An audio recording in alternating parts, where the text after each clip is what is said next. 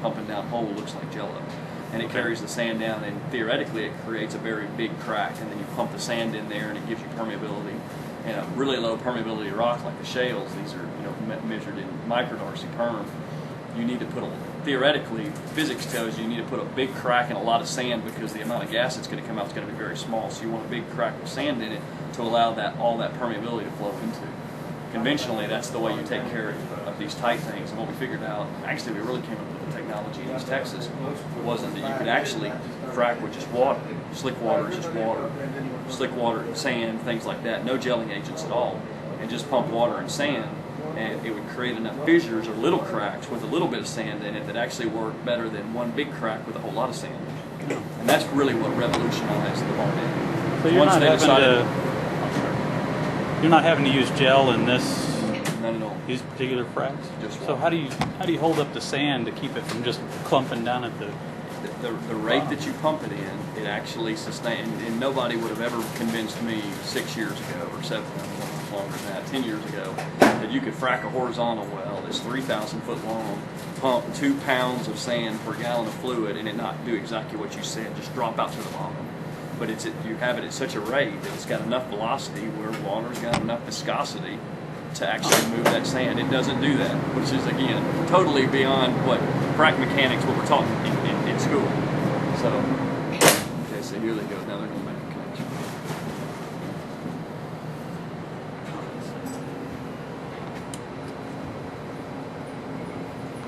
Move that chair so it'll make it easier for you. That'll work.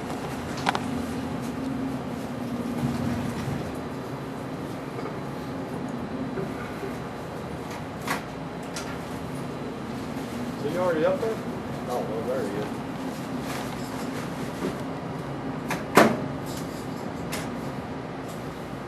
Better hurry. Yeah, as far as I. You'll see. Yeah, leave it in the door. He's going to go up this ladder. He ain't done nothing right there just yet. So they have these counterweight systems they put on to us in case they want to see that counterweight system catch it. So we'll get hard to get along. And that means we're going to do it.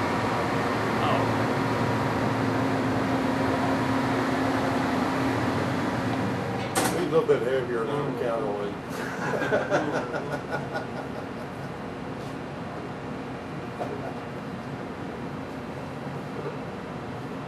So what do you put in the floor down there to stop it from falling back down? The slips. So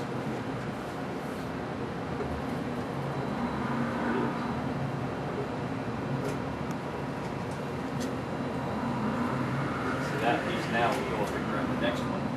And those tongs right there, which normally they'll go up there and grab that next one. And you can look at that on the screen up there. You can actually see the derrick can latching up. You got a camera up there.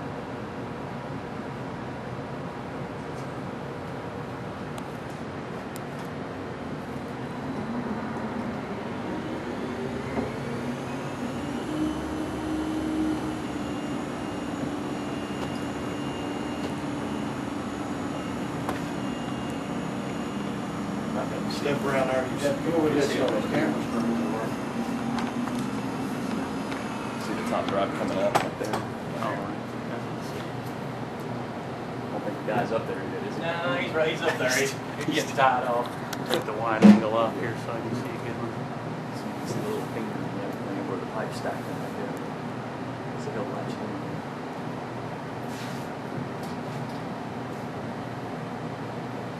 There he is.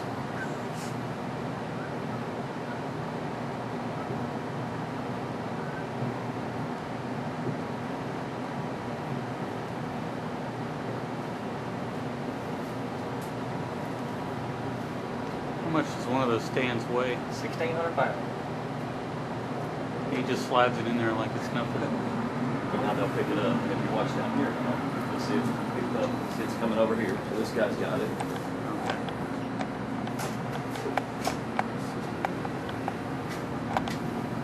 Now see, this is where they normally bring those tongs over. See? And now they've got this machine. It's ST80. He grabs the top, grabs the bottom with the ratchets, and now they're tightening the line. Nobody's in there. Nobody's moving anything.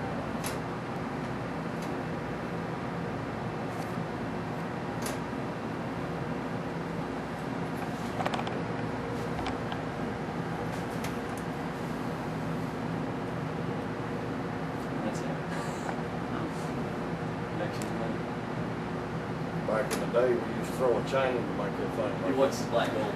So he's seen him chain throw. Lord, you got to quit watching that. No, I like to so? watch it just because it's so interesting. It really is. We had a fisherman, remember what I like, that bad fishing job that I had on there?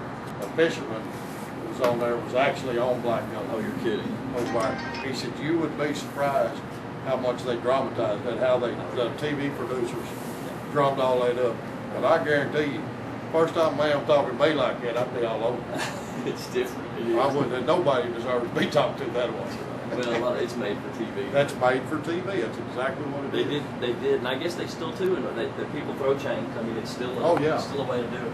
There's a company that that I recommended that one time over there with Tom. Job site park. Steinberg. That's up. They still throw a chain. They're a top flight company too. They fly. Yeah. So what is your connection time here? How long between? It take 3 minutes. 3 minutes. 3 minutes. Is that about the same as it would be on a? How fast can you throw a chain so you can make a connection? Back when I run it like Tracy Sanders rig, Right. we make connection up to 2 minutes. So it's quicker to throw that chain. Not as safe. But you put, no, it's not safe. And that all goes back to like guys like this man here, that's been in it doing it forever. Right. I mean, like I said, my dad owned 3 rigs and I was 16. You were throwing. Somebody didn't show up to work, he called it room and board. You didn't get no paycheck. You'd have to go work.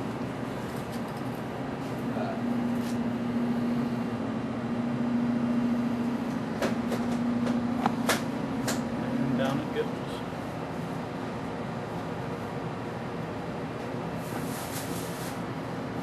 So how long will it take you to work this next stand down? That all depends on the hole. I get you. It wouldn't take a matter of seconds if we were tripping in the house. Okay. It's just a matter of seconds.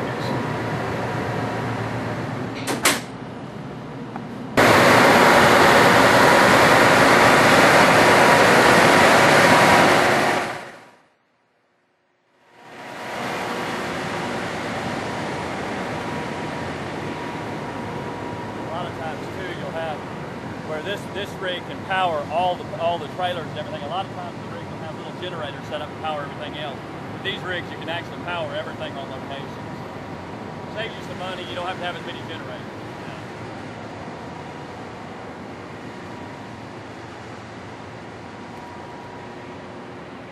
You can see how that manifold system's set up to where they skid through.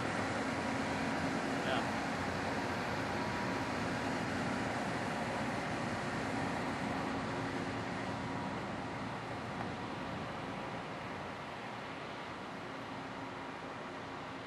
Logging truck sitting over there waiting.